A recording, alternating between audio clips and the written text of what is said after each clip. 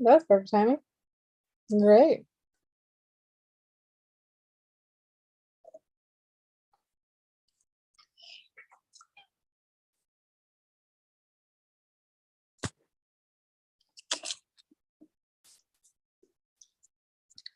Okay, you guys. Hello. My hair looks a little crazy. I styled it, but it's not loving me today, and I really don't care at this point. So, why am I on camera and why am I talking? Why am I live? Why am I back? Um, Pretty much I've been noticing all the craziness like you guys been noticing.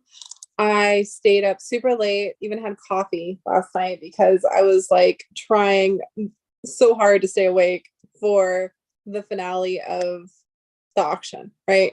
I ended up falling asleep for, I want to say, an hour because my phone died and I was in the private Zoom with like Davio, Nemo, Sam, and everybody. And so I fell asleep on camera, probably snoring. But then I woke up and I was like, oh, it's still going on, right? So I think it was still on coins or something. Well, long story short, in between, I was, conversing with some people and we saw the olive jar. And you know what was interesting? I really thought the olive jar would have gone a lot. Like, I thought more people would have bid on it. I thought there would have been like a bidding war or something for it, right? It wasn't really much of a bidding war. So it stopped at like what, $40,000, and with all the other whatever gains that they added to it, premiums, I don't even know. I don't do auctions. Came out to like 48,000, right? Well, so here's the weird thing. After that happened, we're all hanging out in Discord and we're just like, what just happened? Right. And we get this random account come into Discord. And I'm surprised Ben's not live talking about this right now because I've been in a freaking rabbit hole ever since last night because of it. So this random account comes in Discord and is like, oh, I got the pickle jar. And we're like, it's not a pickle jar, bro. It's an olive jar. Like, what is this? And he's just basically like saying like, I got the pickle jar. I got the pickle jar. And we're just like, yeah, cool story, bro. And then obviously a lot of people were salty about it. So I think it was Carrie or someone was like, prove it. And within seconds, they're like, okay. And they posted the proof that shows they purchased the olive jar. And we're like, what?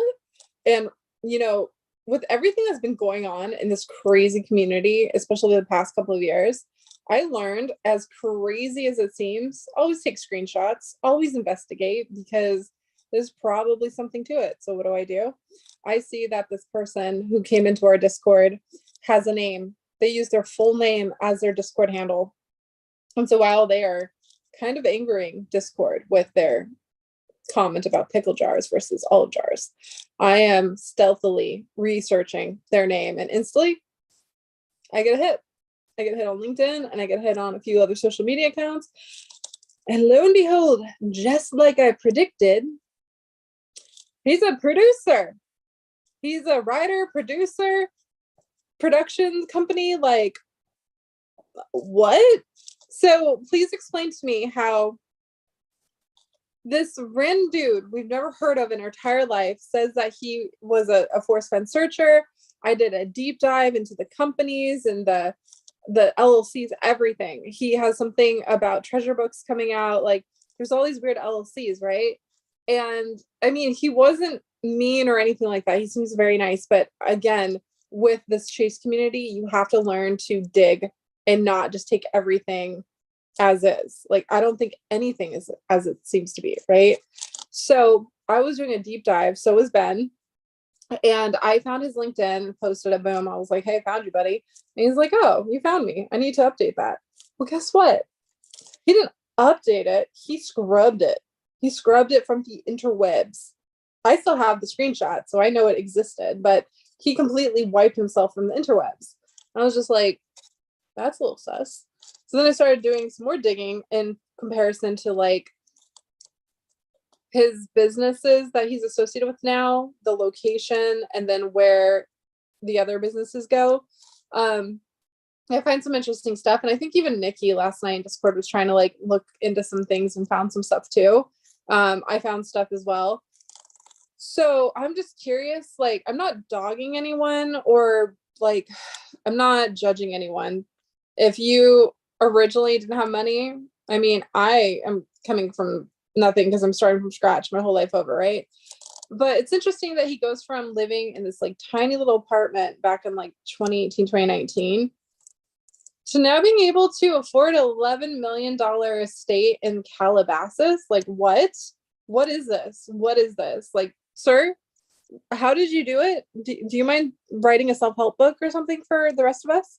It makes sense why you can afford a $48,000 charge on an olive jar, not a pickle jar, an olive jar. So I did a lot of digging, found a lot of LLCs, some interesting stuff. And so when he was in the Discord last night, I actually have screenshots of it if you guys want to see it. He was saying certain things, like he said that we're going to have to wait a year for more information on the olive jar. And I'm over here trying to make some type of connection to like another social media or production company that we're already familiar with. And so far, I don't think I have that great of a connection, not just yet. But I'm like, can this please somehow tie to Shiloh? Don't tie to Netflix. I don't want it to tie to Netflix. But this guy, he's a writer slash producer slash, like, he runs production companies, all these interesting things.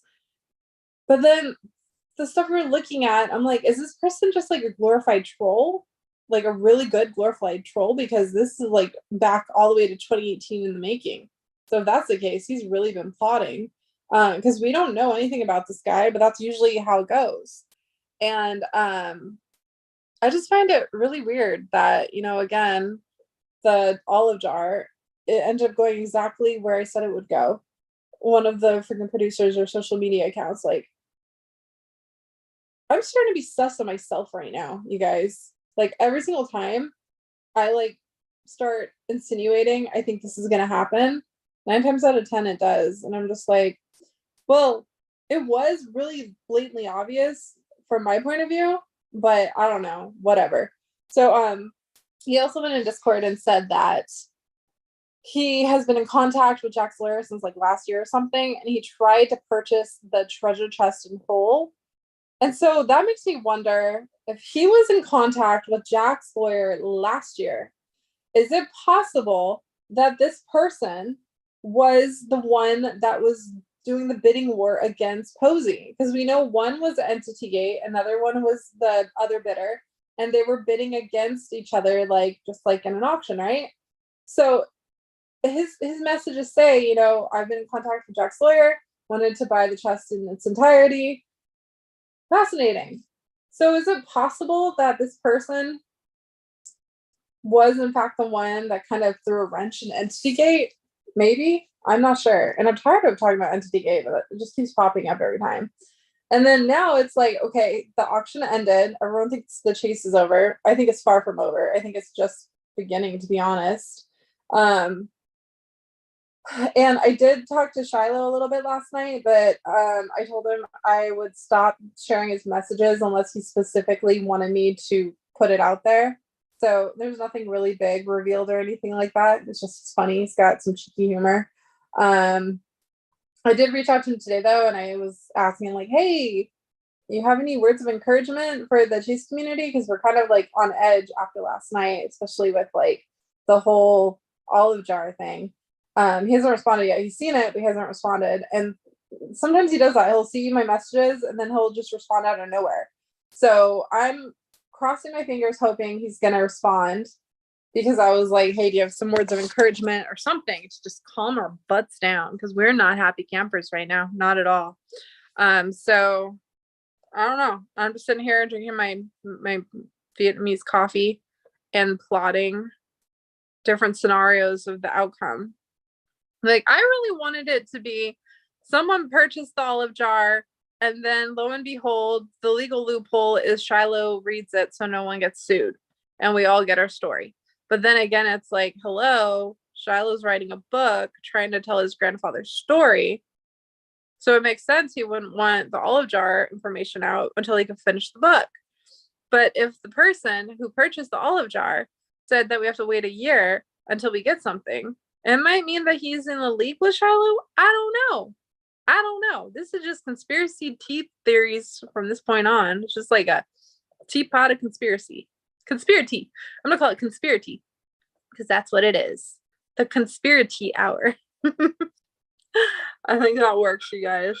Let me check chat real fast. It's just, yeah, don't mind me. I'm a little weird today. Okay, we has. Hi, okay, Larry. I gave you your wrench back. Hi, INFJ. Hello, JK Pioneer.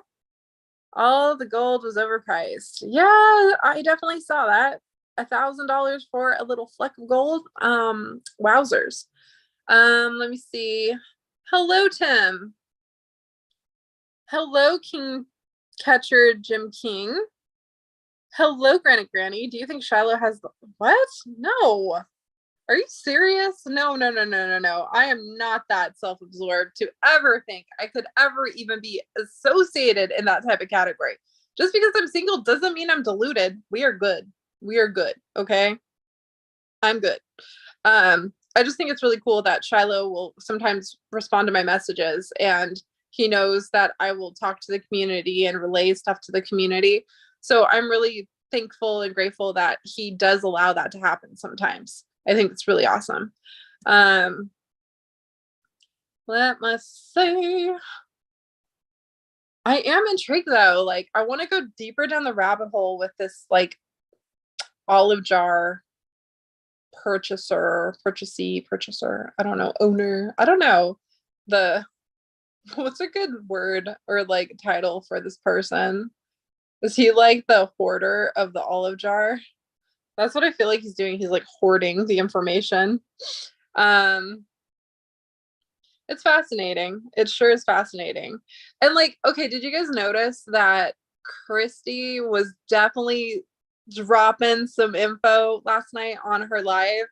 Like, did you notice when she talked about Copper Dan for like he forfeited his VIP invitation with like Posey and Amy and them to hang out with the others, and so he got kind of like testy about it. And I've been noticing that every time you like associate or like have anything to do with Posey and Amy and him, he gets really testy. But like Christy's been insinuating about it. I've been insinuating on it.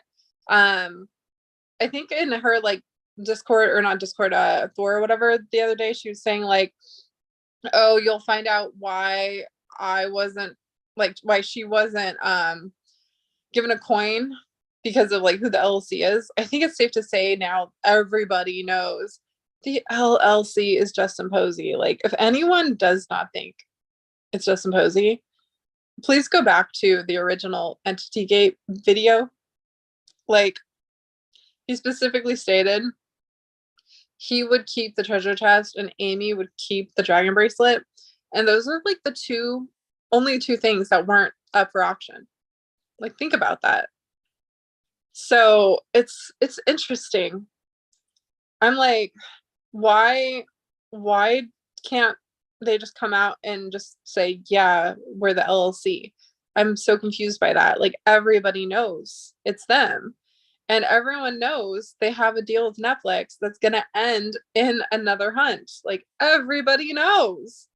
And especially because the day they didn't get the chest sale last year, Amy took all her videos off. Like, she put them on private and disappeared.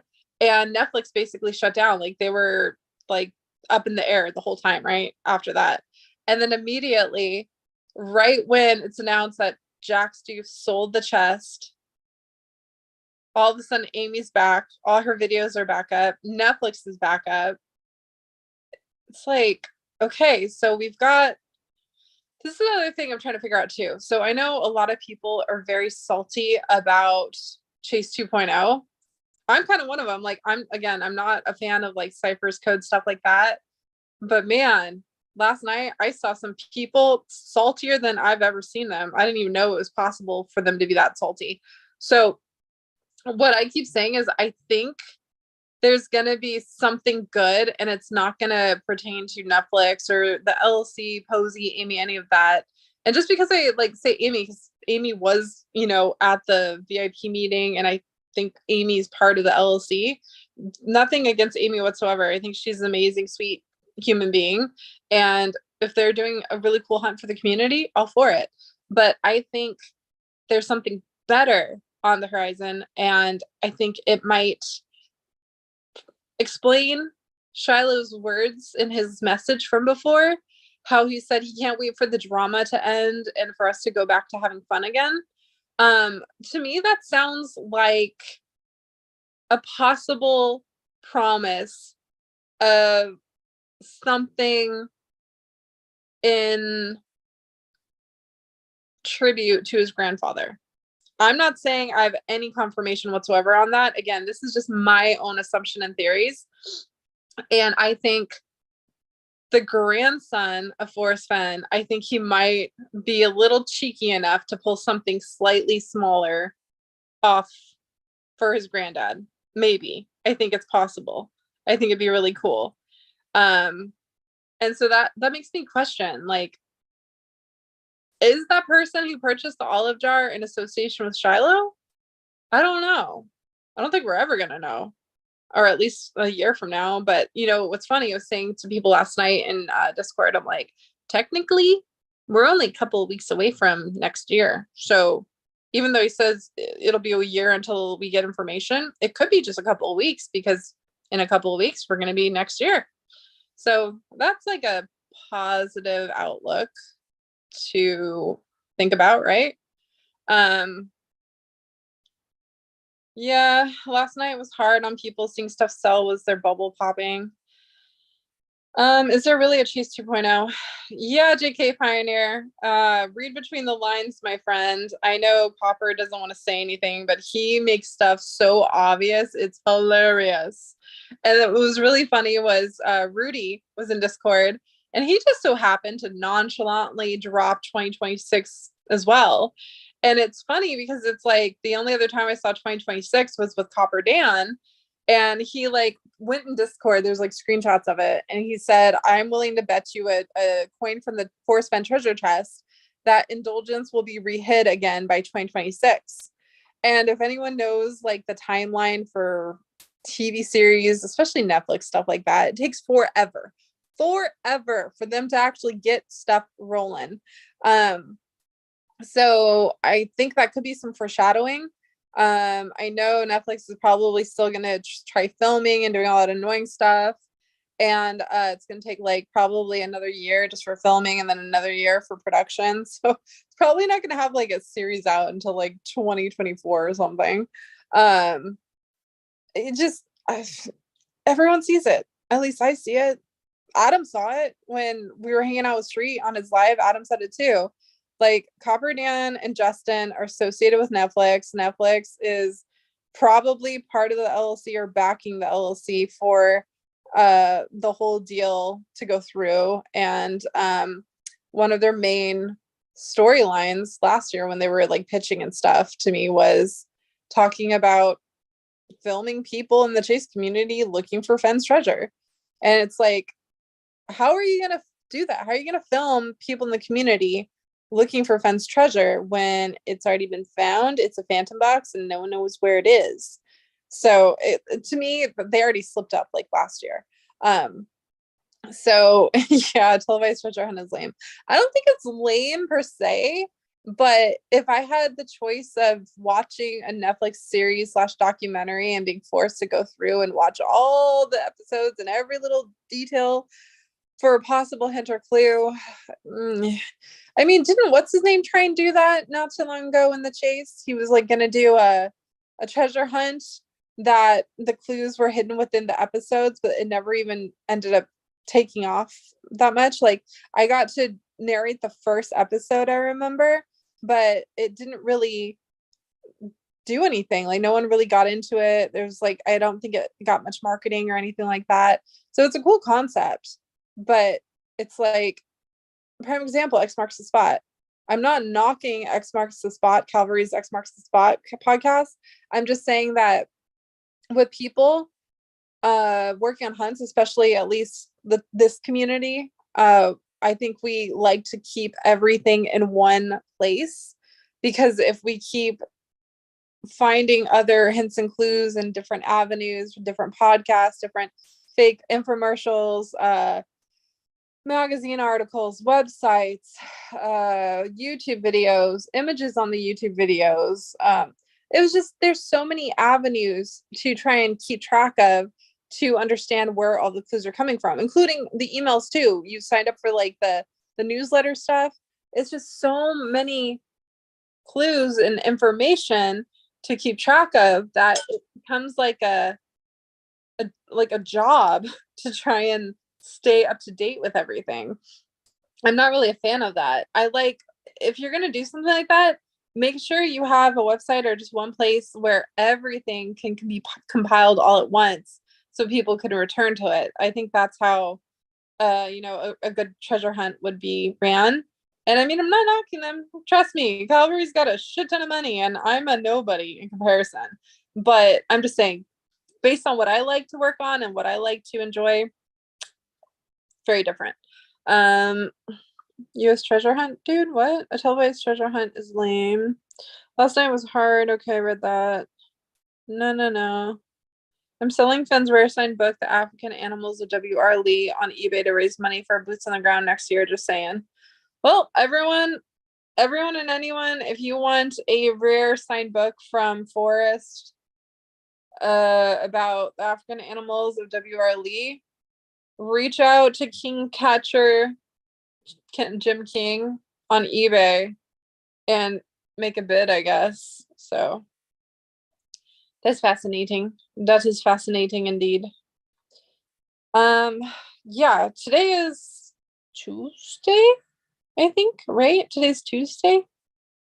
Yeah, today's Tuesday. So I don't think anyone's really gonna go live except for me, because what's everyone else doing? They're probably just sitting there checking their bank accounts crying.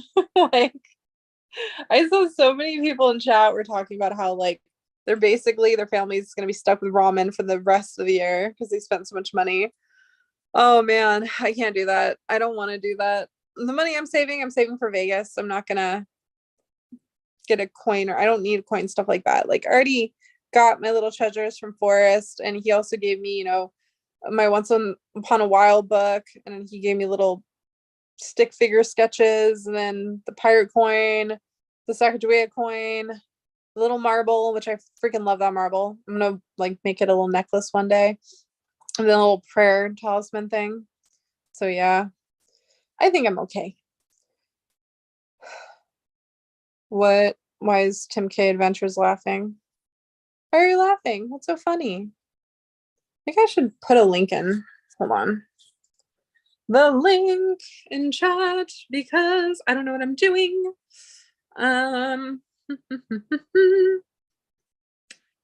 Invite, copy link. I'm like starting from scratch all over again, but it's cool. I don't really care. Oh, fun fact though.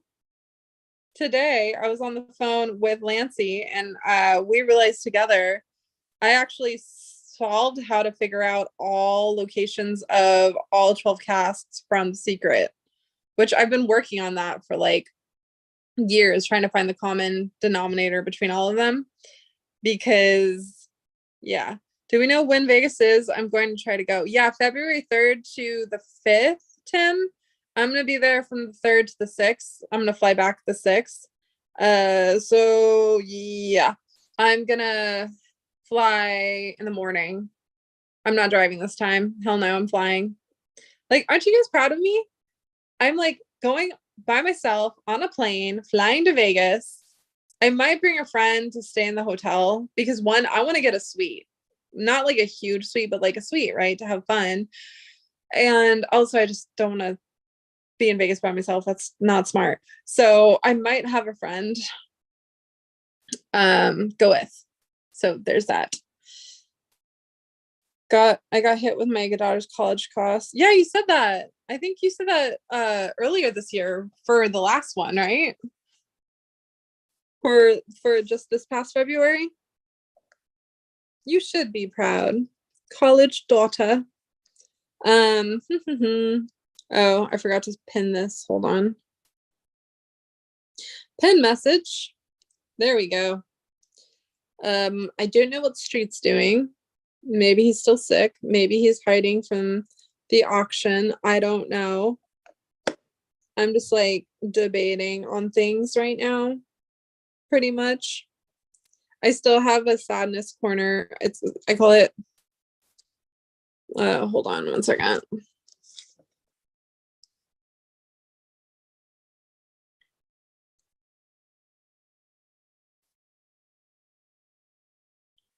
Okay. Why do I keep hearing things? Whatever. It's so loud out there. It drives me crazy. Oh, that's too close on my face.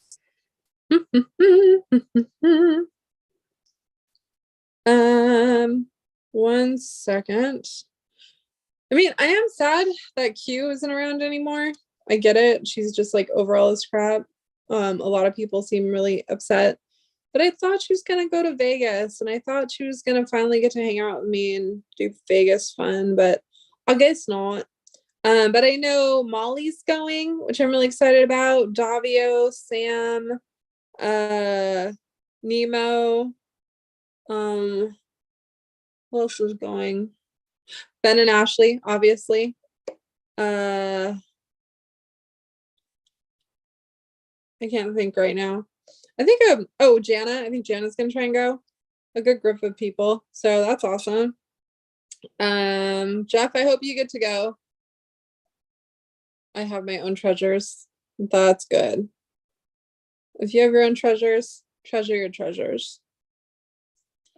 But again, speaking of treasures, I called Lancey because we were working on the secret tribute Christmas hunt that Nick, Spira, Lisa, and I think her name's Ashley all created. So they dropped that today and we were kind of working on it. But then what's funny is I get really frustrated when it takes me a little bit to like understand or crack another person's hunt. So I like kind of make myself feel better by working on like a very extremely hard hunt, such as the secret. So I originally called her because we teamed up to work on it. And then I was like, okay, well, this isn't getting us anywhere. And I've got a headache. Do you want to work on, the secret? And she's like, yeah. So we were sitting there talking and I was walking her through how I figured out how to narrow down and locate each one of the casts for the puzzles. And I've been working on it for the past like couple of days. Like I started with Jana, and then whenever I can't get a hold of Jana, I'll work on it my own. And prime example is like, we already have 3 casts that have already been found, right? Have been solved. So those are perfect examples to walk my theory through. And I did it with each one of them. It took a while to figure out exactly what I was looking for, but when I found it, each one of the patterns connected exactly how it was meant to be connected. So I already figured out those 3, connected it to those 3 puzzles. So tonight I figured out San Francisco cask, and I'm actually working on either sending Alan to San Francisco or reaching out to Josh Gates and sending him an email and just having him go out there and probe the damn spot. Because I've seen all the people who are like, I've solved it. I need to talk to Josh Gates. And I'm like, oh, no, this is it. Trust me, you guys, this is it. Once you get the information on how to narrow things down, every single one tells you how to do it. It really does. So I'm going to either look more into it or just send somebody out there and be like, go probe this spot for a second for me. It's like, it's a map. Here you go. Which I wish Street was in here right now because he'd be laughing at me. He'd be like, but the orange chicken, but the orange chicken. Oh, that's so great.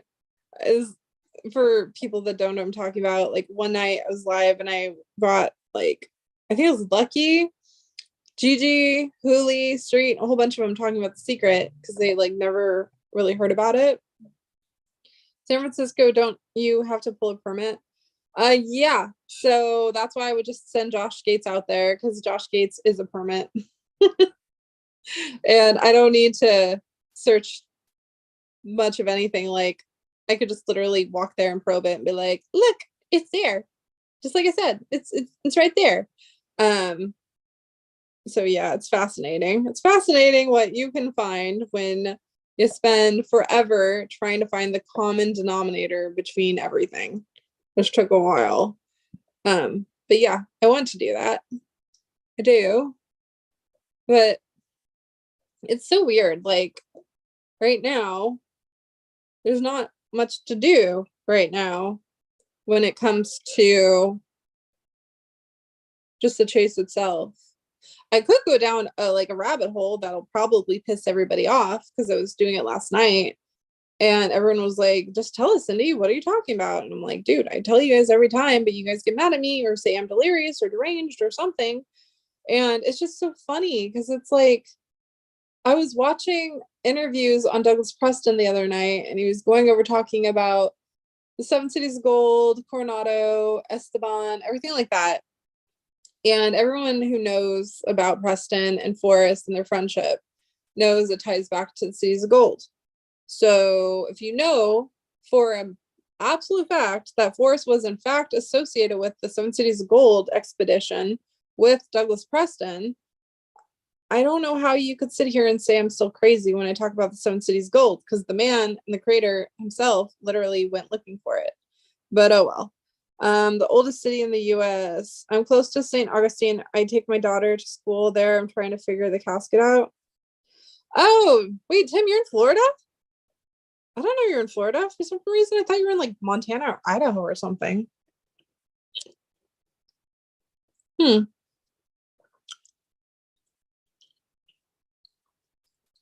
Hmm.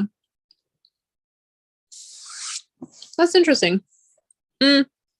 I'm actually, Boba's like super chewy. I'm actually working on Florida too, because I know Nick lives in Florida and he's like obsessed with the Florida cast. So I haven't had all the time to zero in on the Florida cast just yet, but I've got some ideas. I just need to take more time to do it. But there's some interesting details that once you guys see what I'm talking about, you're gonna be like, oh, that makes sense now. It's really hard to narrow down. Like now that I know how to do it, I can do it, but it's really hard to do it, if that makes sense. Like I got San Francisco, and then I got the Boston one, and then I got the Cleveland one. I still need to do, I think the Chicago one is still the one I need to look into to see how it connects. Boston one's probably my favorite one, how it lined up perfectly. But then the San Francisco one is perfect too with what it tells you. Nick would be good to let me know if I can help. Awesome. Yeah, that'd be cool if you and Nick can team up and go out there. Fives OTAC. Fives? Ooh, a live stream. What? I don't know what happened. I don't know. I'm still drinking my coffee. I'm trying to think. So do I talk the secret on my live stream and then expose the secret of the secret to everybody and then not be special anymore? And then just have everyone take the ideas and run off with it and probably get the cast before I do? Or do I allude to hints about it and see if you guys could figure out what I'm talking about and then figure out the secret to the secret? Or I could talk about the Seven Cities Gold and Cozumel and what I think the whole entire game is really about. Roanoke Island, North Carolina cask is believed to be underwater now. Oh, you know what? I don't want to release the secret to the secret though. Hold on. I'm not going to release the secret to the secret. There's too many people that take advantage of my interesting information, and I do not appreciate it. So without giving away the secret to the secret, let me, so because I'm going to my San Francisco spot, I'll cut you, Moisturize. That's my spot. That's my spot. I was on the phone tonight with Lancey and we were like, holy crime and Nitley, we got it. Like, there's no question in my mind. We've got it. It's pretty funny, but yeah, I'm just gonna wait until maybe I could get a response. Ooh, shit. hold on. I forgot. Nick was messaging me like a dipshit. I ignored him. I don't, but looks convincing. To the bottom. Both. Oh, hold on a second. My space heater is way too hot now, and I'm starting to overheat. Ugh. It's so fun because it's like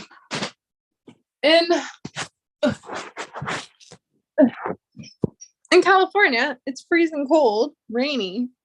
And if you're single, like my sorry ass, you have no one to cuddle up with to survive the winter. So what did I do? I bought myself a space heater because I knew I was going to be single and lonely. I chose this life, you guys. I chose it. So 1 second. Yeah, that's true. That is true. Okay. So 7 Cities of Gold. Wait, so Jeff, you want me to talk about 7 Cities of Gold and then Moisturize? Does not want me talking about San Francisco spot. You're not in my spot, Moisturize. You're not my spot. Nah. You don't know what I'm doing. Nah. It's so funny. Like when I go live now, no one even knows I'm live because my whole subscribers list just got wiped. Like everything got wiped. Everything. It's like starting from absolute scratch. So nobody can get notified that I'm live anymore because it don't exist no more. So I'm happy just doing my little baby, live streams, talking about my random stuff I always talk about. It's therapeutic in a way, I guess you could say. But yeah, so I would say olive jar I find very fascinating. Still haven't gotten any messages from Shiloh, which I'm kind of like, boo, it's a bummer about. I haven't really popped back into Discord today to see what's been happening because everyone's just been losing their ever-loving mind since last night. So I kind of figured maybe I could jump on, talk Forrest Fenn stuff. I don't know, something to get y'all to chill for a bit because when Hoolie's mad, the world is mad. That's all I have to say. Like Hoolie never gets mad. That's my point. Who bought the olive jar? So I'm not gonna say the name, even though they literally had their full name as their Discord handle when they went in last night. I find it interesting. I'm up to 29 subscribers. Oh, that's cool. Thanks, you guys. I didn't even know that. Why am I not being notified about subscribers? I had like 2 yesterday, I think. That's cool. I got my little group of people that are back that love me. Thank you. Trying to think. Okay, so the olive jar. What do you guys want to talk about via the olive jar? Because there's like when Copper Dan and Christy and Ben and them went to Heritage Auctions, like Sam knew all them, they got to take pictures, like way better up close, high quality pictures. And I believe it was Bavetta zoomed in and like did a bunch of like altered the photo or whatever, the dimension and resolution of the photo. So you're able to read some of the content that was written in the jar. So I know they were talking about Donna, Creighton, Skippy, just like what Jack insinuated seeing from the emails or whatever between him and Forrest. But they also mentioned the death of Skippy and his ashes. And so this is what I was trying to talk about the other night before Copper came in and did like Entity Gate all over again. But I was trying to talk about how if the story is what is the reason why Forrest made the chase, and we know the story, specifically the details we can read, is talking about the death of Skippy, I think it's safe to assume that the story is in fact Cozumel, Mexico. So technically speaking, the most important chapter in TTOTC would be the long ride home. because that's where he tells you Skippy died and how he had to bribe some, officials over there some money to bring him back home from Cozumel. I know Bavetta was able to reach out to Rick and get death certificate or whatever. It showed like the notebook with like the writings. Hello, Robert. It was all the writings and everything. It was like blue ink. It's really hard to read, but I think I still have screenshots somewhere. I went down such an insane rabbit hole on that. And I mean, at this point, I feel like I'm just a broken record. Like every time people ask me, okay, what's your theory on the olive jar or whatever the ending is? Lily, I said it was his autobiography. I said that Bavetta was able to get a hold of Skippy's so-called death certificate. It's like the documentation from Cozumel that proves that Skippy did in fact die in Cozumel. Bavetta's shared that in the Discord like before. So I'm not saying that's in the jar. I'm saying the story that's in the jar, I believe, is going to be the story on how and why Skippy died / possibly was murdered in Cozumel. Again, that's not confirmed whatsoever. It's just my own assumption. But it keeps saying, if you have time, and technically we all have time because we're just sitting around being salty about an olive jar being purchased, go read Douglas Preston's The Codex. Here, I'll show you some of the stuff that I posted before. Hold on.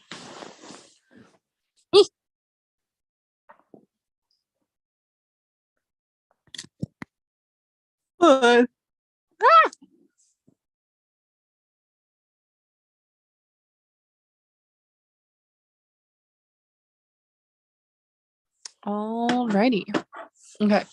So I've posted this before, but again, I think I have to say things like a multitude of times before I'm even heard.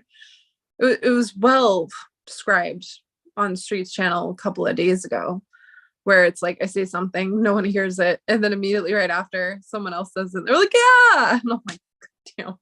So I don't know how to try and explain what I've been going down the rabbit hole of for so many years and clearly convey it in a way where people will be like, okay, I hear you, that makes sense. I don't know, like, do I have to talk slower? Do I need to show you literature, documentation, a paper trail? I don't know, but again, I'm gonna try and walk you through it for the umpteenth time. Although I don't think I'll ever be able to top my one video live stream I did. I think I titled it The Chase Within the Chase. Like, that was the coolest stream I've ever done. And it was funny because Mylan loved that stream too, to the point he took the entire stream and turned it into a PDF. And I still have that. So if I ever stop getting lazy, I could use that as my outline to start writing a book. Because people say, oh, if you really believe in this so much, why don't you write a book about it? And I'm like, no, writing a book takes forever. And I'm a lazy human being. And I'd rather just go live and rant to you people about it instead. Like, that's what I do. But here, let me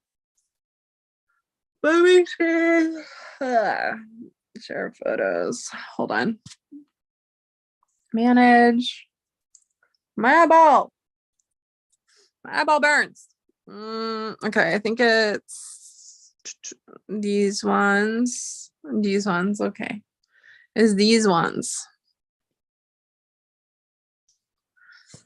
Okay, so this is me. I think it was a couple of years ago when I posted this. So I've been down this rabbit hole for a very long time, but here you could physically see the words and hopefully follow along. So I say I have been doing some serious research when it comes to the chase and Forrest Fenn story, 3+ years on that chess motif alone. Over the years, I've discovered many things that connect Forrest's story to elements written about his fictional character by Douglas Preston. The Codex, in my opinion, holds clues to the real story and the reason as to why Fenn wrote his poem. I won't get into much detail. Not many of you care about my research to begin with. but I will share a few things and let you build from there. Forrest went to Preston and requested that he would be the one to write his memoir, but after he told his story, he got well. According to both Fenn and Preston, the story changed, quote unquote, some, and he decided to change it to the Amazon in the book. I took the liberty of looking into this book, the one that Preston wrote with elements of Fenn's story, and this is what I found. Sorry, my eyeball's burning. It burns. The character based off of Fenn had in his possession a Mayan codice that was sent to the museum in hopes that they could help translate. Unfortunately, they couldn't do anything because they hadn't been able to read Mayan hieroglyphics. Real story. The MCM first appeared in a private collection in the 1960s and was shown at the Maya Scribe and His World, an exhibition held at the Broiler Club in New York City in 1971, hence its former name, which was the Broiler Codex. This codice was discovered in a cave in the general area where Skippy was allegedly last seen alive. The institute that was assigned to attempting to decipher this Mayan codice was linked to Forrest Fenn and his Clovis Cash Conference. Michael Coe was also assigned to the same area in which Skippy was last seen, recovering pre-Columbian artifacts with a team from Harvard University, in which one of the members spent years smuggling the artifacts into the university, which later was sold and then donated to many institutions, including the Detroit Museum. Upon further investigation, we are also told that in the codex, the treasure and the tomb where Fenn's character resides is in connection with a place called the Lost City of the Monkey God, or the White City. The real story, Douglas Preston and a team of scientists went to Honduras and discovered the White City, in which is connected to the fabled city of Aztlan, also known as the Seven Cities of Gold, or the Seven Caves of the Seven Tribes of the Aztecs. Another detail in this codex in the book is highly sought after via the government for many reasons, including medicinal purposes and a map to the cities of gold. So the real story, in 1988 or 89, Douglas Preston went looking for the cities of gold, in which he followed the path of Coronado, and Forrest was the owner of Coronado's Cartographer's Journal and many other rare items. And if you don't believe that, there's actually a video of Forrest going through that book and talking about how he acquired it, how it is Coronado's Cartographer's Journal, and how the only other copy in the world is in the Louvre in Paris. So that's real. It's not made up. Okay, so in the book, you have to find the tomb located in the White City, along with the treasure and the missing pieces of the Mayan Codex. So fact, the codice was discovered in the late 60s and had missing pieces that have never been recovered. So I believe it was the last 2 pages and then the first 8 or 10 pages that were missing before the Mexican government were able to confiscate it.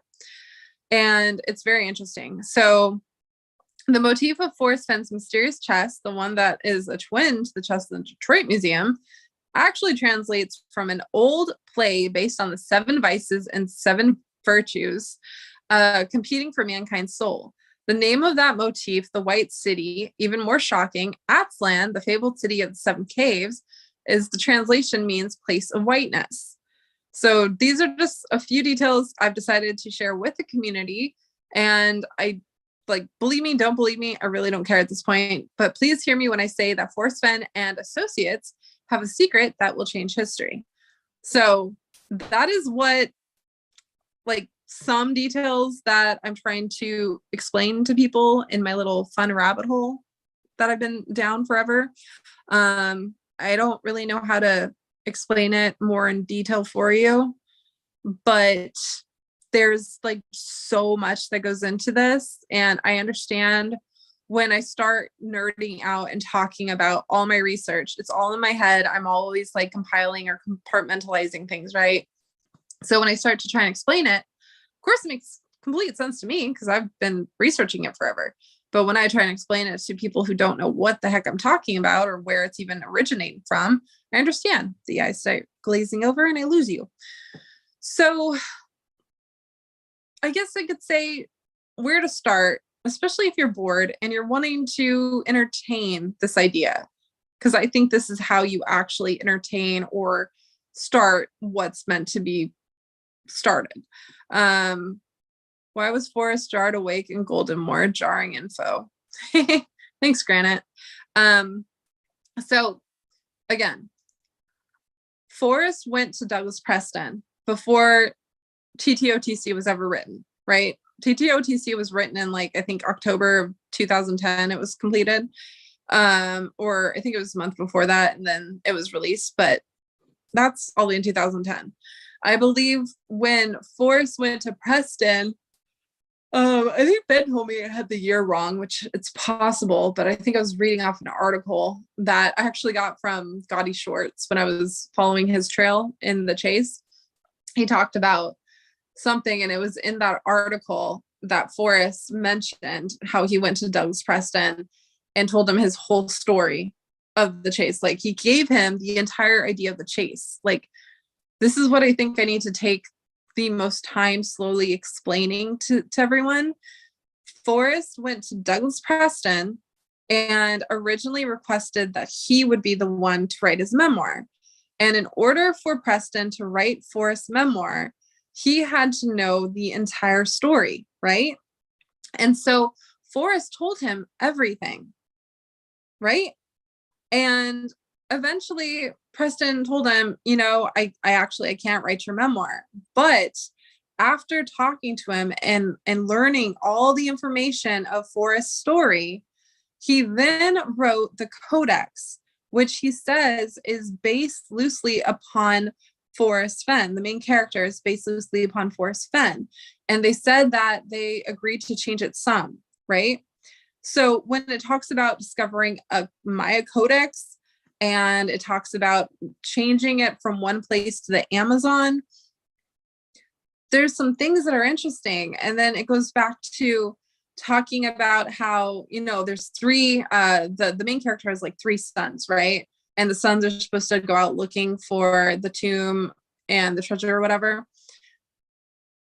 When you read the Codex, at least in my opinion, I think it's pertaining not to, you know, the children. I think it's pertaining possibly to the grandchildren or one of the grandchildren. And I think it might be pertaining to Shiloh because it makes sense. Like, Shiloh is his only male, or no, I don't think only male, but the oldest male grandson that he had. So I think it's more curated for him. And before you say, oh, that's crazy, have you all read the Inheritance book series? Y'all need to do that because it's amazing. It's pretty much like this book about this girl who's an orphan. She is like basically living in her car. She doesn't know who her dad is or anything. Her mom died because of cancer. She was sick. And so she's like stuck living with her older sister. She barely has any family. The sister's boyfriend's like abusive and stuff. So she chooses to live in her car instead of in the apartment. And one day it's just delivered to her that she has to come and get this like estate hearing reading, right? So she goes there and all of a sudden there's all these like random people she's never met. She doesn't know who these people are. And it's revealed in the will that she's the richest person basically on the planet. Like, this random stranger that she has no association with left her all the money because he didn't trust his family or like wanted the family to figure stuff out on their own. And so he makes it a contract where the girl has to survive and live in the mansion with the family for an entire year. And if she could do that, all the money is hers. And so the whole time there's like these characters trying to kill her to try and get the money instead. But even though there's a loophole saying if any of the family members kill her, they're not going to get anything of the inheritance, right? Well, it turns out the entire storyline talks about the grandfather, the one who left all the money behind, was super into like adventure, Indiana Jones type stuff, and puzzles, like treasure hunts. And so he ends up creating an epic treasure hunt for his grandkids and uses this girl as an element just to for a message. It's like so interesting. So it's like, it's not out of the ordinary for rich people to just make puzzles up for fun. Like, if I had money, I would be doing that. I'll tell you that right now. But you should totally read the books. There's like 2, I think the third one's going to come out soon. Really good. And another, book that reminds me of the chase is obviously, what was that one called? I forgot what it's called right now. It's the 2 with the gaming. I can't remember right now. It's one of my favorites, but whatever. So there's like those concepts, right? So when you're reading the Codex from Douglas Preston, right off the bat in the very beginning, you start to get a sense of these characters are being told this is a game you got to play, and you need to use the information left behind to find and locate where the dad or the grandfather is, right? So if the Codex was loosely based off of Forrest, then it makes sense that the elements that you need to find are like fill in the blank elements. So the Codex that's being written in the book is the Royler Codex. And the place being written in the book, it changes from the Amazon. It's actually Cozumel, Mexico, which again explains the whole Maya connection, because Cozumel, if you research it, it's all about the Maya and the Aztecs and everything like that. And Forrest had his friend Rick Havashki. He was the one he went to in request for the treasure chest. And Rick Havashki is the expert when it comes to Cozumel, Mexico. He's written so many books on it. I'm pretty sure he lives on the island. And he just, there's so many books on it. And he's also the one that wrote The Secrets of San Lazarus Pueblo, right? Very fascinating. So Forrest first went to him to try and acquire the chest, and then he didn't really have much luck at the time. So then he had to go to another museum friend. I think Eugene Thaw was his name. And he was the one that ended up acquiring it for him. And that one originated all the way in Germany, but it still has the elements of the Aztecs, which is so crazy, right? Because you got the Germany, like ancient Germany, like King Arthur type association with it for the vices and virtues and attack on the castle, the church by the world, which goes back to the allegorical siege. And the allegorical siege was actually enacted by, oh my God, what's his name? I always forget it now. He's the one, I can't think of his name right now. I always say it and I can't remember it right now because he enacted the allegorical siege. What was his name? I'm drawing a blank, whatever. But it's really fascinating, right? So all these elements, where do they come from? Why are they like tied in together? And why is it that the entire story seems to be centering around the death of Skippy? Like, why is it every time someone gets a hold of that jar, no one wants to open it? Like, no one's opening it. How can you not open it? Especially, the different theories floating around, like DB Cooper and all those other things. How can you not open that jar, or at least like spend as much time as humanly possible just like trying to look through it and seeing what words you can read through it? It's fascinating to me. Plus, we've got the mystery of the Emerald Ring. Like, Christy claims that Cynthia confirmed that Zoe said she had it. But then when I reached out to Shiloh and I asked him, hey, do you have it or your family has it? He said, I don't have it. And he doesn't know where it is. So I'm like, oh, that's fascinating. That's really fascinating. So there's just so many elements, not to mention when you start filling in the blanks with the Royler Codex for the Codex written by Douglas Preston, it literally fills in its own blanks. Like, for example, when the Royler Codex was discovered, Michael Coe was one of the first people to analyze it. And he wrote a bunch of books on the ancient Maya because of it. And they used the cycles of Venus to predict like certain solar events and things like that. And it's also fascinating that the Yucatan Peninsula, which is exactly where, Mexico and Cozumel and everything is allegedly where the comet hit that destroyed the dinosaurs. Like, Street likes to say this all the time, but it pretty much is the epicenter of where the dinosaurs just cease to exist, right? And the Maya always talk about how I believe they said it was supposed to be December, either December 12th or December 21st, 2012. But then they found out due to the Gregorian calendar, they actually were wrong by like 10 years, right?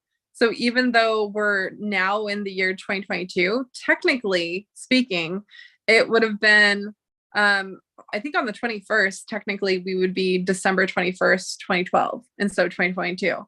So it's very fascinating, right? So they talk about how things repeat itself, like history repeats itself. So the Maya were trying to predict using the calendar of Venus, the cycles of Venus, that a comet is going to come and hit us and wipe us out like it did the last time with the dinosaurs.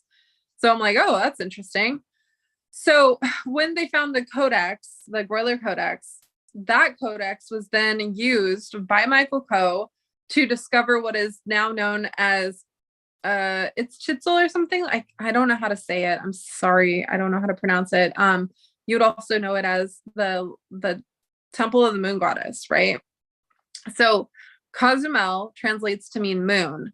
And the moon goddess in Maya and Aztec mythology, she is the guardian of the seven cities of gold, or Aztlan. You could read up all on that on Google or wherever you want. It's not made up, it's true. So it's fascinating that they ended up finding her temple right, it's like right on, like right in the area of Cozumel, and right, like I think it's between Ponta Roo and Cozumel, that little area. And that's actually the area where Skippy was last seen, where he allegedly, drowned because of scuba diving, right? Scuba diving accident.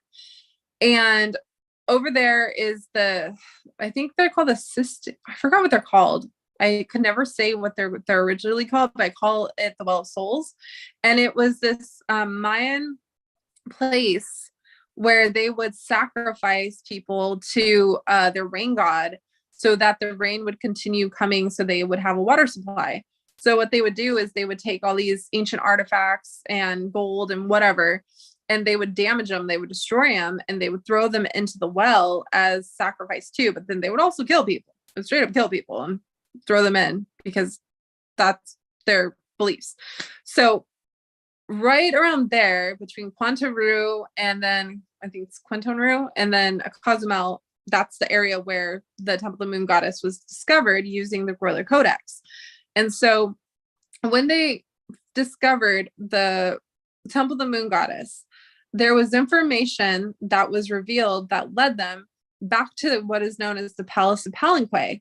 And that was discovered a while ago from, I forgot his name, the guy that is rumored to be the inspiration for Indiana Jones, who actually was on Cozumel. Like he's tied to Cozumel. You could go on the website. It talks about Sylvanus or something. I talked about it a couple of days ago, but he's tied to Cozumel. He discovered the Palace of Palenque with another researcher / explorer / archaeologist. And they never knew there was actually a hidden tomb that led you to what is known as the astronaut of Palenque, also known as King Pakal. He's one of like the most important like Mayan discovery king people or whatever, right?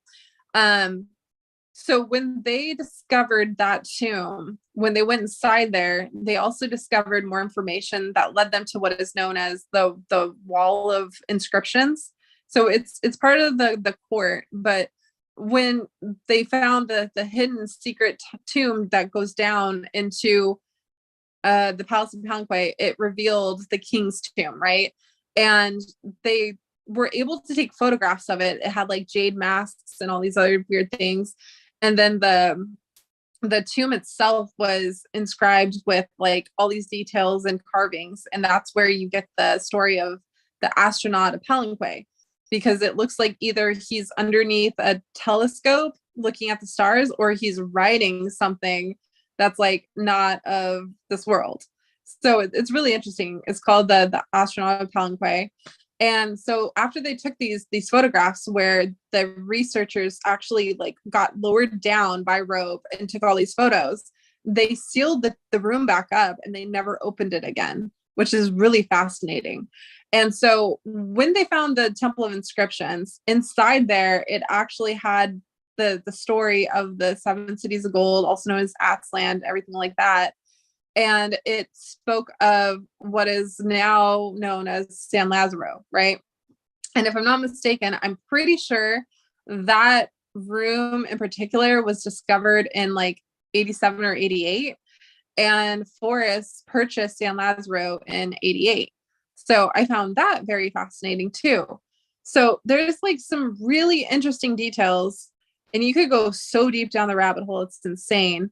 But there's like a lot of information that ties into the Royal Codex and then the codex written by Douglas Preston, especially because later on in life, I think in 2006 or 2007, he ended up again following Coronado's footsteps with I forgot the name of the first adventurer explorer to try and follow Coronado's footsteps, which is essentially why I think Douglas Preston wrote his book Looking for Seven Cities Gold. I forgot his name, but they ended up tracing it to Honduras, and that's where Preston ended up going. He went to Honduras, and in like the middle of nowhere in the Amazon, he ended up discovering this abandoned city. And in the interviews he was talking about, I was watching last night, people believe that that city was cursed, but it wasn't. It was just because the city itself went through a pandemic back then. And when him and his team went there, they ended up actually getting that flesh-eating virus to like, I forgot what it was called, but they ended up like, it attacked their skin, their face. Like it was really bad. They almost died from it. And so they ended up getting, treated and surviving it. But that's why the city was pretty much like a ghost town, because everyone died because of this like pandemic. But he said at the base of the city were like all these ancient relics and gold and everything that were again destroyed in homage to a sacrifice to their gods. So it's fascinating when you read the story he talks about and how they say that it goes back to Atzlan, which is again the seven tribes, the seven cities of the Aztecs, and how it started off at one location and it continuously kept moving, especially because of the Spaniards. And you could also go back to Mesa Verde on the border of Colorado, New Mexico. That story, people are like, what happened to I forgot the name of the Indians right now, but it was in Mesa Verde. They just randomly disappeared. So it just keeps going into these little circles of all these little different stories that all connect to the same thing. So yeah, there you go. Hold on. Move. Where are my...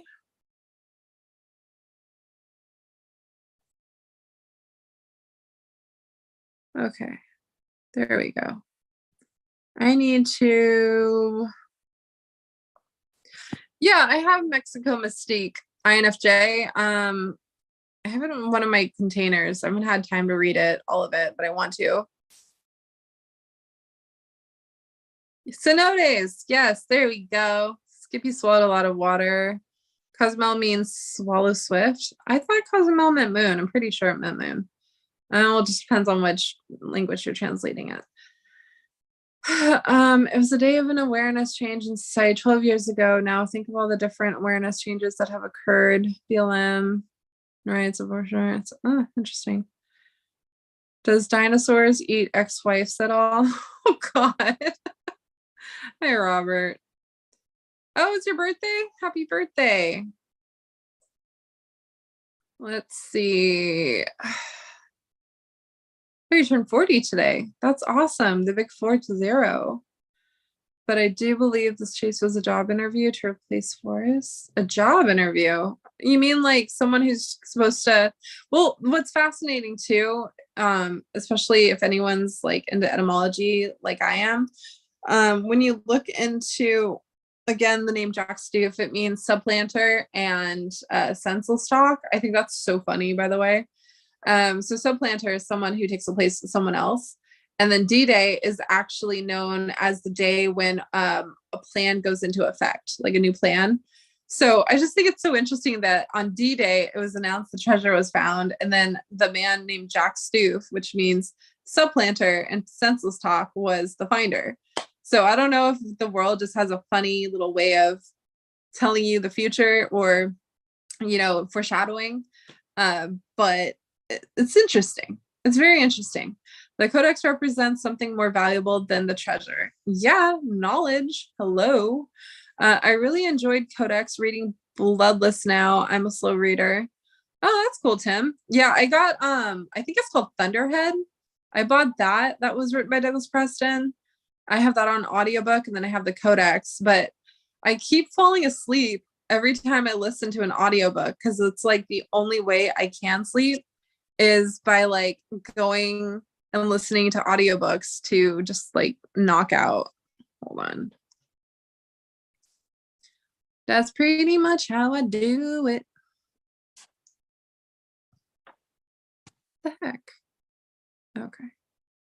Do do do do do do do do do do. I'm probably gonna go to sleep early tonight because I need to sleep like a normal person. I've been only getting like a couple of hours sleep each night. Tis not good at all. Not good at all. But I am talkative because I had a lot of coffee.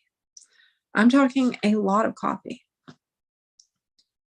So let me see. 9. There we go. What else? Let's see. There is also a copy much older than Forrest, made from ivory. Sally, Colorado is a fox. Maxwell was worth 500 mil. So what was Forrest worth?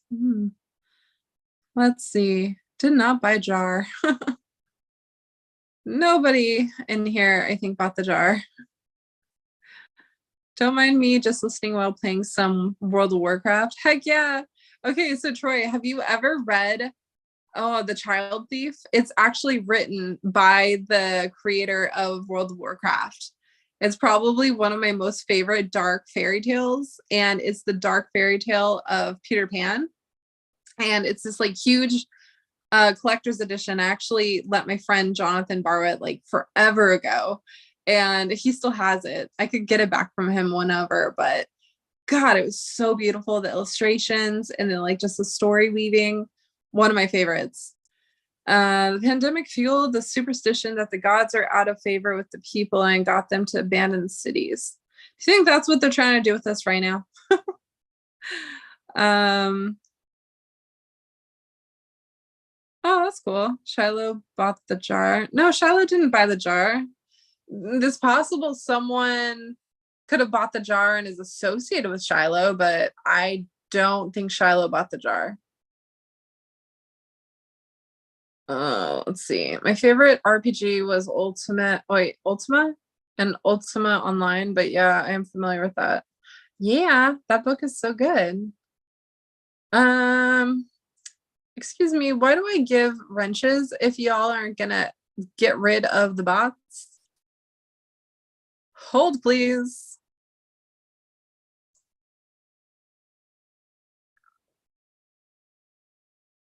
There we go. Why can't you say who bought it? I mean, it's not like I'm not going to say who bought it. Like, you could go into Discord and you could see it. It's just, I don't know if I'll get a lot of slack for saying the name. Because last night, when they came in with their full name as the Discord handle, I went and looked it up and I got their LinkedIn like in seconds.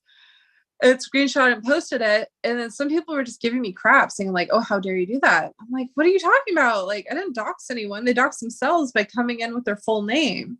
So it's just like, it's a thin line people walk when trying to share information. It's like either you do a good job or you're a terrible person. So I don't know. Oh, sorry, hold on. Everyone's wrenches are gone because I've been MIA. Like, I've been MIA for a while, like 6 months pretty much. And there we go. Creighton involved more than anybody figures. Jar is about Skippy. Yeah, I know. I know, Bill. That's what I've been saying. Tesoro is in a scrapbook about Creighton. Oh yeah, I think you talked about that, Granny. When did you talk about that? Although, it'd be really funny if Shiloh really was the LLC, because then I don't know, that would just been funny. I don't know. I still think it's Posey and Amy in them, but it could include Shiloh too. But the way I like interpreted some of his messages, it kind of seems like he's doing his own thing, or he's not really partial to the LLC. Obviously, I don't speak for him. He is his own human being person, and I am just a meager old me. I'm just talking about my interpretation of what I think is happening or going on. Let me find a scrapbook. Alrighty. You're welcome, INFJ.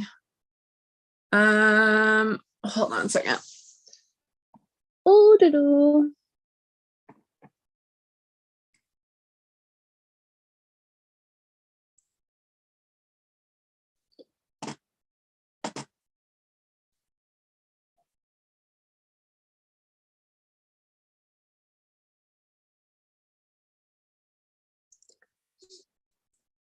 Ugh. Ow. Owie, ow, ow. That kind of hurt. Why is my charger not working that great? Yeah,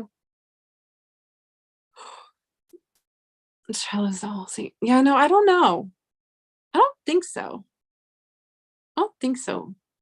But I don't know. I don't. Nah. Scrapbook 111. Oh, don't make me go find that and read it. Are you gonna make me go find that and read that? Uh-oh, hold on. Yes.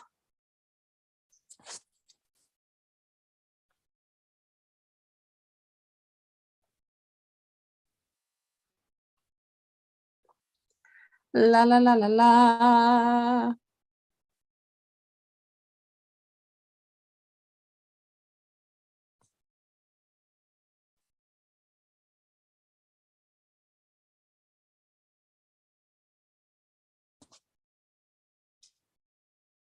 Do do do do.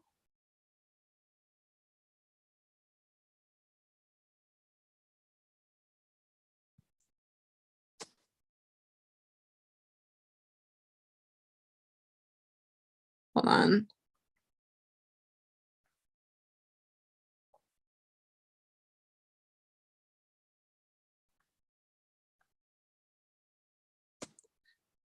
Okay, what am I getting?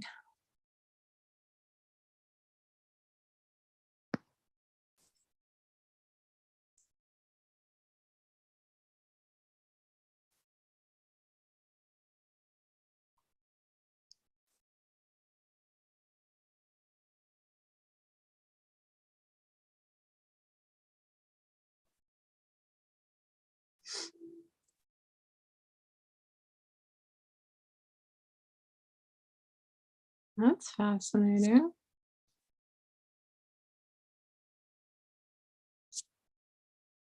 Uh-oh. Okay, auction was forced by saving the salt for the trouble of selling off the gold laundering. I don't think so. This is to Soros. Supposedly Dell wrote this all about Creighton. You're gonna make me look first, aren't you? Okay, hold on. Scrapbook 111. Ugh. See, this is why people need to start going live more, so I don't have to. Like, Scrapbook 111. Where are my downloads? I don't know where my downloads are no more. No. Oh, heavens to Betsy. I don't know how to find my downloads anymore. Where? I've got too many icons on my phone. Where are these? What is this? What be this? Files. Here we go. Okay. Let's try here.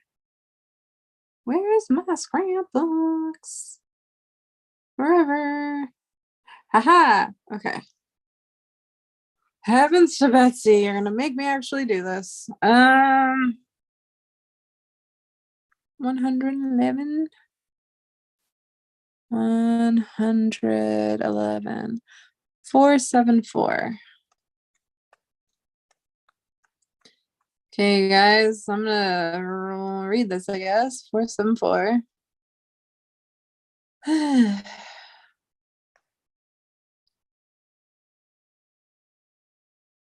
Oh, oh, shit. Okay, I'm not gonna lie. This is good.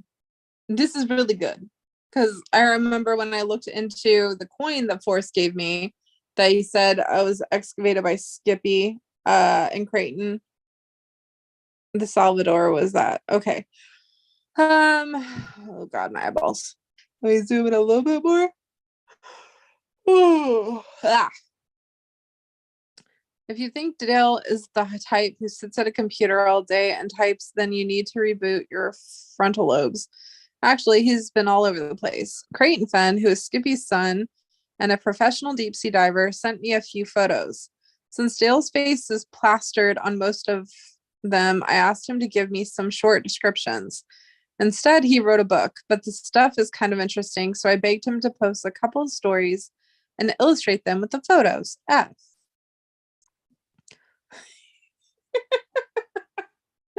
I'm already laughing. Okay, so instead of putting John Doe, he put Wando. This is a photo of neither me nor Creighton, and this fellow is one of about 400 whose bones rest, often unarticulated in Milanado Bay on the shipwreck of the Salvador off the coast of Uruguay. Or Uruguay? I think it's Uruguay. If you look closely, you can see an old brass button from his shirt just right off center in the picture, just as it was found. His shirt has long since rotted away. Juan rests quietly now, but the chaotic moments leading up to his death were anything but peaceful. He was terrified and fighting for his very existence against a terrible storm that unleashed itself on the armed troops ship Salvador in 1812, breaking the ship apart and drowning most aboard. Hold on. Getting so many messages.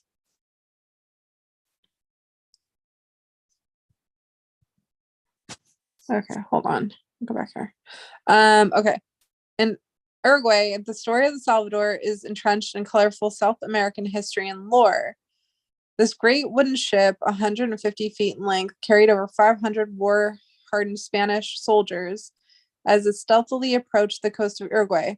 Their purpose was to attack and seize almighty control of the mother country and mercilessly put down a growing revolution by the disfranchised and disgruntled patriots of Spanish South America. But the Salvador and its cargo of well-trained and tested infantry had reached shore that late summer day over 200 years ago.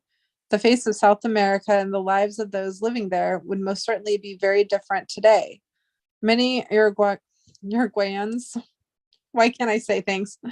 Considered it nothing short of a miracle that the ship never made it to shore.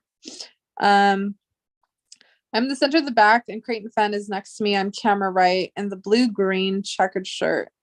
The town of Puente del Este, Uruguay, is behind us.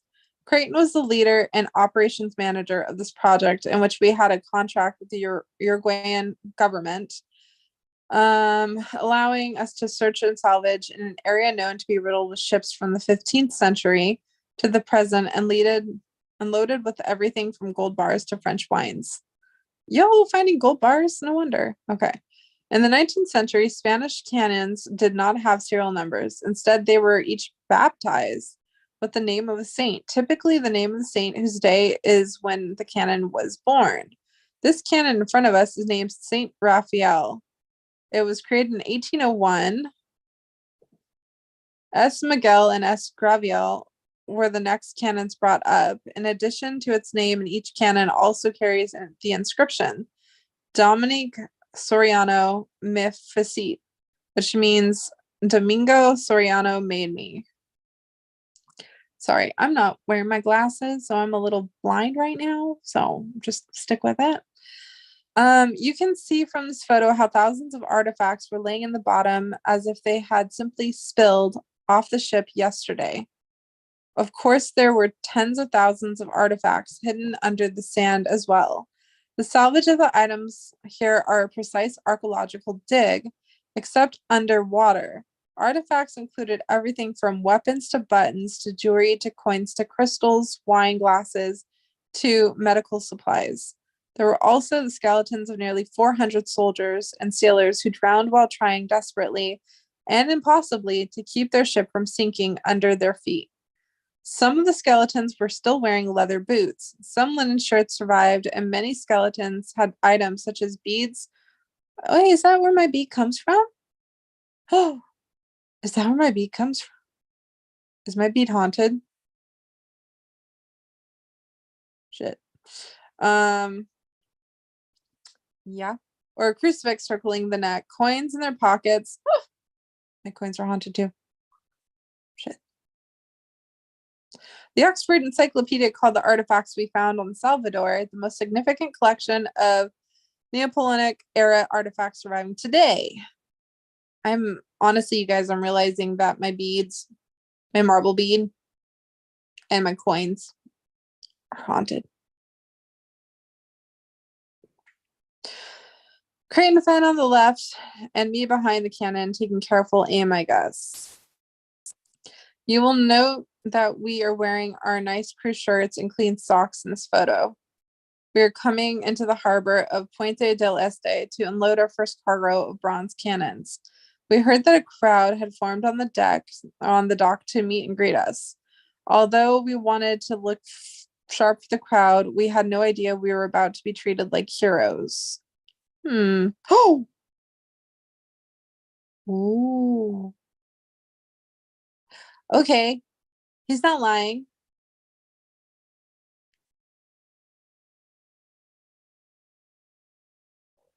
Shit.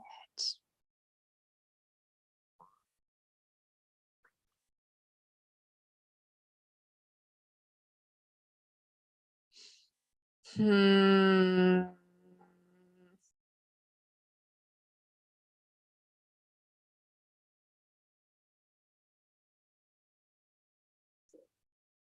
My wheels are turning now. Shit. Okay, so we were the lead story in every newspaper on every news report in Uruguay. Hundreds of folks came down to the dock to see and hopefully touch the cannons. When we placed those beautiful relics on the dock, hundreds and hundreds of Puente del Este residents reached out to touch the cannons and then make the sign of the cross and bless both themselves and the muzzles. Many Uruguayans believe that it was divine intervention that prevented these deadly weapons from being used against the Patriots.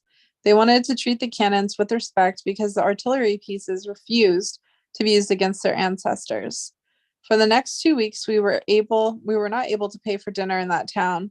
The president of Uruguay and the chief admiral of the Navy visited us on our boat and thanked us. It was a humbling experience. This is our 50-foot survey vessel, Surveyor. She was designed by Creighton and built in Seattle, especially for our work in Uruguay. That's Creighton at the helm, putting her through test paces and making as much wake as possible before freighting her down to Montevideo. This is a pretty long scrapbook, not gonna lie. Creighton next to a provocative treasure chest off the Salvador. We didn't open it until it was on the deck of the Surveyor. That's actually a treasure chest. What? All told, the project here resulted in locating hundreds of historic shipwrecks containing everything from gold to beans over a period of 5 years. In the end, the government did not honor their contract with us. We were never allowed to fully recover the tens of thousands of artifacts that we discovered because policies were amended, governments changed, and historical research and recovery became increasingly difficult in South America. As the word nationalization began to get louder, the crew loaded up Surveyor with as much research gear as possible and ran as fast as possible up the coast of Rio de Janeiro, where Surveyor was placed on a container ship headed for Texas. And sheer volume of discovered shipwrecks and uncovered historical artifacts, this project was a stellar success. However, since the 50-50 agreement with the Uruguayan government was never honored by them, the project was never able to recoup its considerable expenses. Marine archaeological work in South America can be difficult and expensive.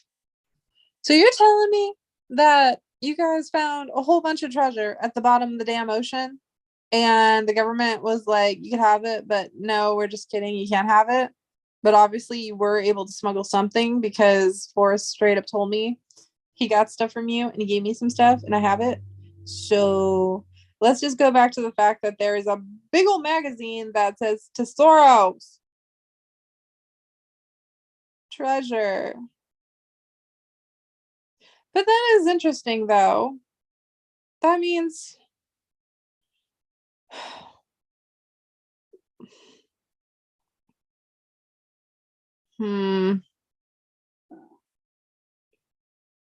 weird. So then who wrote it? Who made it? Was it Posey? Because he's like a scrapbook fanatic. Or is it Shiloh? Then Shiloh makes it seem like he's not into the LLC. What the fuck? Hold on, going back to chat now. What happened? Oh, wrong button. Wrong button. Where'd everybody go? There was armed military on board. Ooh.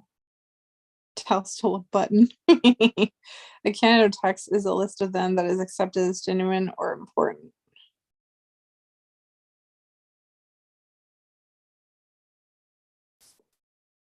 Wait, I am clocked out. What are you doing?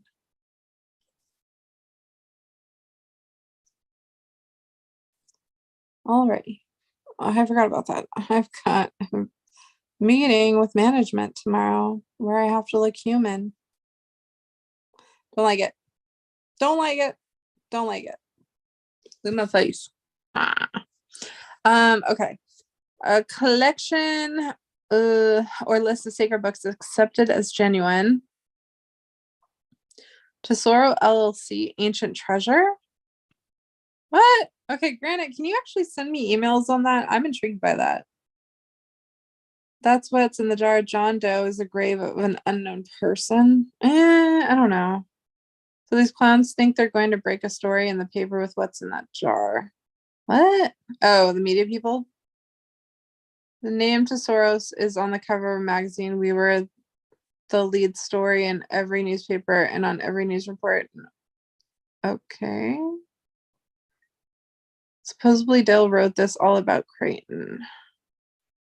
Interesting. There was armed military on board.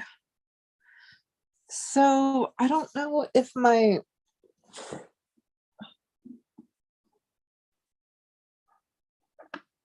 oh good lord. Hold please. Why are you people messaging me when it's after hours? Why?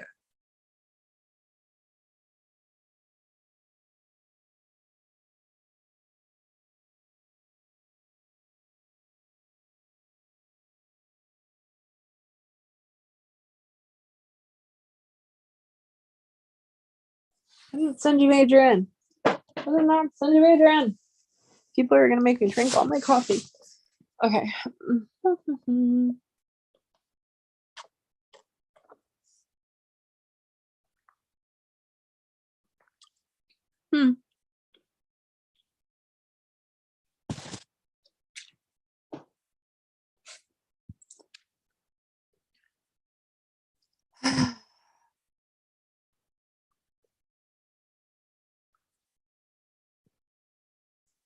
For the love of crime and Italy, I swear. It's supposed to be for tomorrow.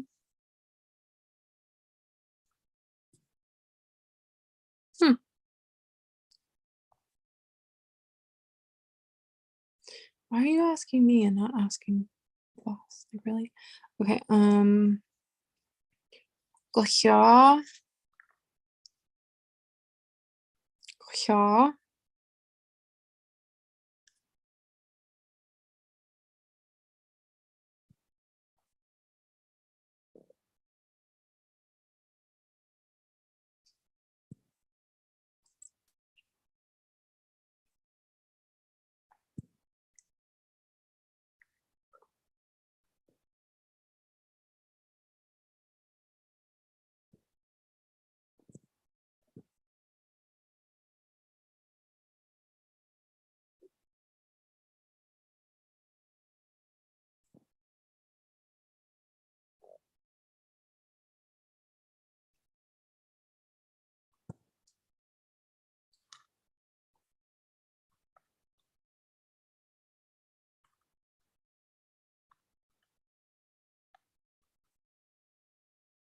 There we go.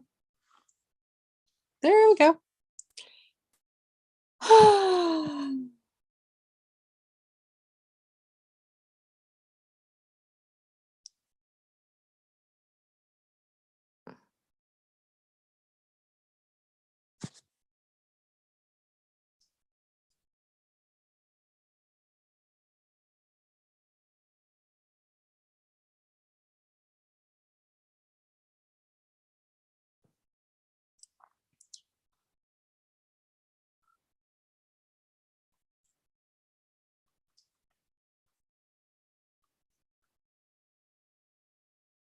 I love when I'm not even clocked in. I'm still working. Let's see. Do do do do do do do do do do. Alrighty, I'm running away from that now. Alright, what's being said? What's going on? Good to see you and your channel back up. Hey Pam, thank you. Oh, by the way, I wanted to just like make something totally known and obvious that apparently only myself and Pam figured out and acknowledged. So I was paying attention to the day that the LLC was dropped as an announcement, which was Remembrance Day. And then the day it basically ended, which was yesterday, that is Our Lady of Guadalupe Day. It's a All Feast Saints Day. And that goes back to the rabbit holes I've been telling you about. But yesterday, Pam put on her YouTube channel, it showed Our Lady of Guadalupe. So I just want to point out, me and her, we're on the same page, I think. Let's see. Haven't heard of it, Zozo. Is it a good read? Anything Neil Gaiman is a good read. Hello, Jason. Jason Northface. Hello. Is my favorite. Ironically, it's about Jack in the Box and no longer works. Will is at the bottom of the toy chest for kids. Oh, yeah. I'm not down for Jack in the Boxes and clowns. No, thank you. Let me see. It's more fun and laid back when I've got like people to correspond with. Street, where are you? He's probably still sick or something. Let me see if I could get Ashley. I'm just gonna get Ashley. Ashley! I do this. How about oh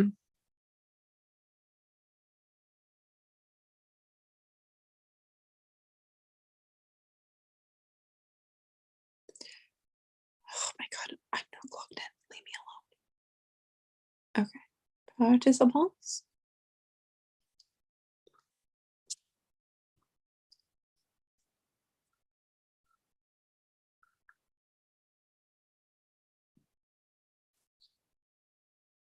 Oh.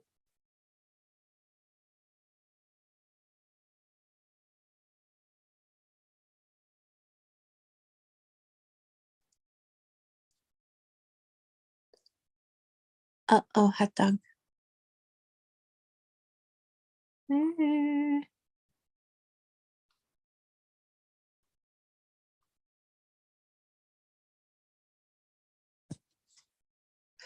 Uh-oh, hot dog. Da, da, da, da, da, da.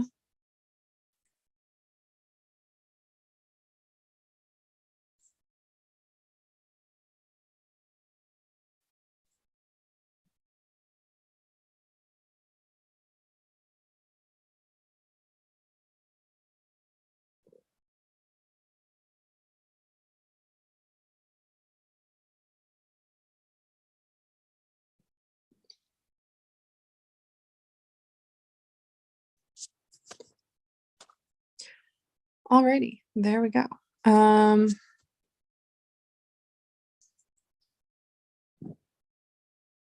favorite airline has been judgment her. It was actually published on a heavy stock poster. Ashley, where are you? Ashley.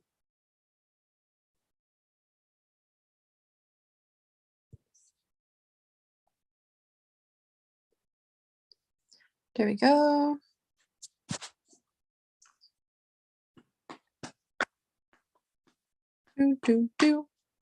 Give me a second. I need people to join. My brain's starting to like crash a little bit. That's what happens when you have copious amounts of coffee.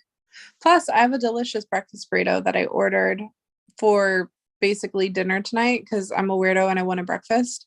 So I really want to eat that as well.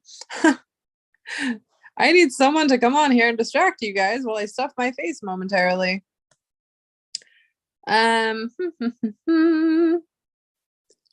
Wait, it was actually published on a heavy stock poster fine print exclusive to the 1995 San Diego Comic-Con. Oh, well, we could try and solve the new little puzzle that was launched by Nick and Lisa and Ashley, if you guys want to do that. Or we could continue talking Forrest Fenn. It's kind of funny, like, I've been noticing, we don't really have people going live anymore about the chase because everyone's just kind of like salty or they need a break. And I've had a break for like the past 6 months. So I'm kind of like in the mood to do it. But I'm off work and I'm just like, do I want to talk about it? I feel like there should be more excitement. Like we should have more people on here talking about it. Maybe I should do that. Get more people to come on to talk about it. Hold, please. Do I even want to do that? Where the heck is Street? Street, where are you? Street.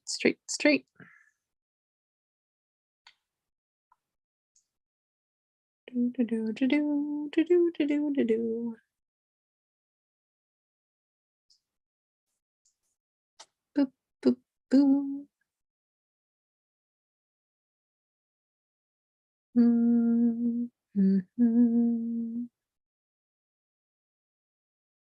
I don't know at this point. I'm starting to get tired because I'm like so sleep deprived. If you do not know who Neil Gaiman is, let me lay it out. American Gods, Caroline, The Sandman. I traded my dad for the two goldfish, Mr. Punch. You're totally forgetting about the most important one of all, Stardust. Like, come on, Stardust, Zozo. Come on. Which, by the way, I love the movie Stardust more than I like the book because the book's ending wasn't as grand as the book or as the movie. So you've been working on the Secret Treasure Hunt? Yeah, I work on that thing nonstop for like years, off and on. I'll like get inspired and look into something, but it wasn't until recently that I figured out how to connect everything. So once I unlock that, it's helping me unlock all of it. So I've got the San Francisco one down to the very spot to probe. The Sandman started it all. No. Also, I have the audio comic book type. I don't know what you would call it. It's kind of like a theatrical. It's so interesting. When you do Neil Gaiman's The Sandman audiobooks, it's like a whole entire audio movie, I guess you could say. It's pretty crazy. I like the first one, but as you well know, Netflix turned it into a series, which was phenomenal. So I can't wait for the second season. Let's see. So you have been working, okay. Yep, that's all. Yeah, I have read a lot of Neil Gaiman, and he's actually the one that did the inspiration for the Lucifer Morningstar that created Lucifer on Netflix, which was one of my favorite TV shows. Like, I loved Lucifer. In 1989. Yeah, but I thought, when was Stardust dropped? Hold on. Firstly, let me go here real fast. Let me just check this real quick.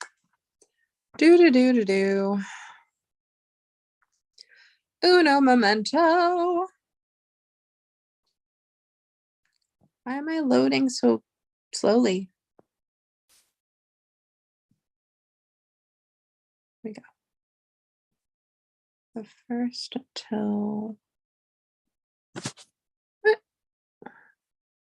15th. Okay. 1st until the 15th. Heavens to Betsy.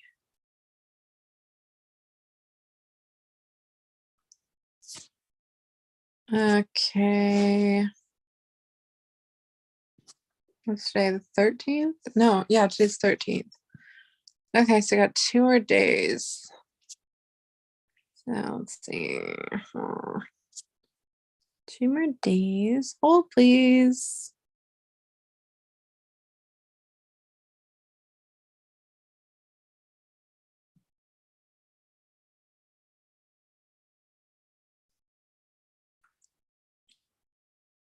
It works.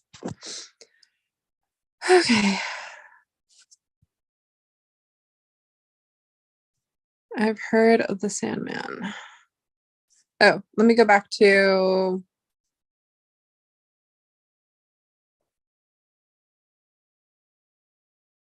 my God, I can't remember now. What's wrong with my brain? I keep forgetting things. Oh my goodness. I'm losing my mind at this point. That's all I know. Stardust. Okay. Stardust.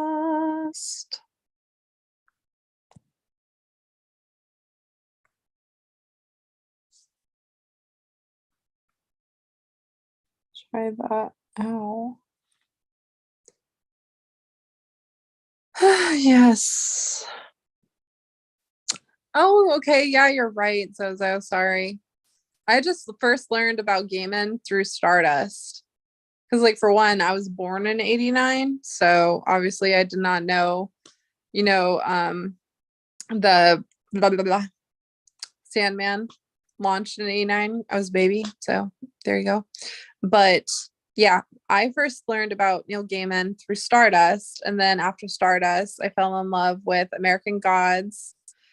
I never really liked Caroline, honestly. That cartoon they did, like the animation, kind of traumatized me for life. Even right now, being 33-year-old adult, I probably could not watch that movie because I would have trauma. Like, it's pretty dark for what it is. I'm not gonna lie. So never read that book or Mr. Punch. But I mean, Neil Gaiman kind of reminds me of Chuck Palahniuk, right? There is obviously Fight Club, but then this other one, it was called Rant. That book was so psychologically mind bending. I will never get over it. It took like time travel and serial killer. Like, it was insane. It was the craziest book I've ever read. And I don't even remember why I started reading it. I was just like trying to expand my like taste in novels. Man, that book. Oh, do you know who suggested the olive jar was purchased by a movie producer? I actually said that, Pam. So when I was talking about assumptions on like who was gonna end up with the olive jar, I was saying it's probably gonna be like a producer or some type of media because obviously they'd make a lot of money with that information for a series, right? And so, again, reiterating real fast, last night, this person came into Discord with his full name as his name handle, announced that he, in fact, won the pickle jar, which everyone was like, it's not a pickle jar, it's an olive jar. But he said he won it. Everyone's like, hi, you're a troll, go away. And then I'm so irritated right now. I'm not logged in. What do you want? For the love of Craminelli.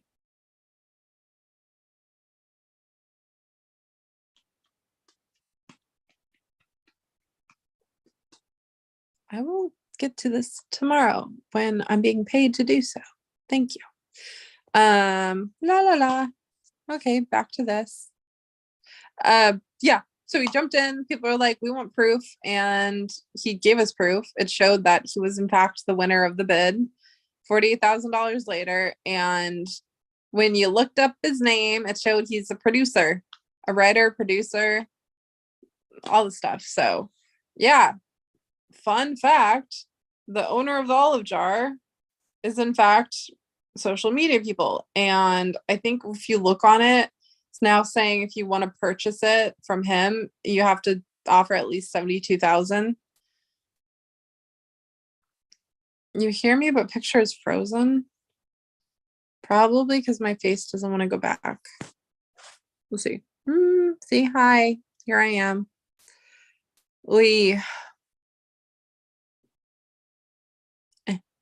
Yeah. I think that's all my brain has for today, honestly. I don't know. I should probably finish eating my burrito and then watch something and then knock out. I should probably do that. What's his name? Go on Discord, you guys. I don't want to be the a-hole that is like associated with doxing, even though I didn't dox. Just go into Discord. Lily thinks her friend bought it. Okay, I will say the last name. There's 2 last names, and one of them is Black. So have fun with that. Don't know. One of my hobbies is animation art and stories. Ew. Yeah. I think that's all I have. I'm just like getting tired now and I don't really feel like using my brain at this point. I should probably shut it off. Also, my burrito's really calling my name. Yeah, usually I'll just like let people take over my channel. But I think Street's probably busy or sick or something. So I will just call it. Maybe. My shirt's like really big right now. What is going on? Yeah, that's mainly what I just wanted to talk about, I guess. I'll think of something else interesting later. And yet another writer is involved with the chase. This count to be over 20 individuals. Yeah, isn't that weird? I don't even know anymore, honestly. I don't even know. Enjoy your breakfast / dinner. Thanks, Pam. Yeah. Well, Pam, if you wanted to hit the link and take over my channel for a bit, I give you free reign.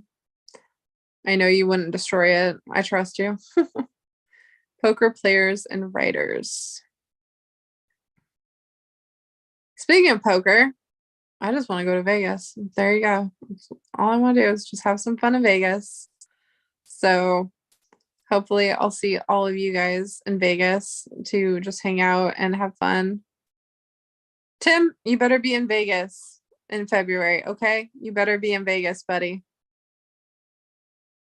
Try and get Huli out there too. I don't know. Huli, who's your friend? Who's your friend that you think bought it? It's weird. Welcome, Zozo. So yeah, you guys, I think I'm just gonna melt back into being sleepy. Good night, everybody. Fare thee well. Bye-bye. Oh, what's the date for WSOF? February 3rd through the 5th, but I'm gonna be there until the 6th. Broke here. Broke. Oh yeah, we're all broke. We are all broke, trust me.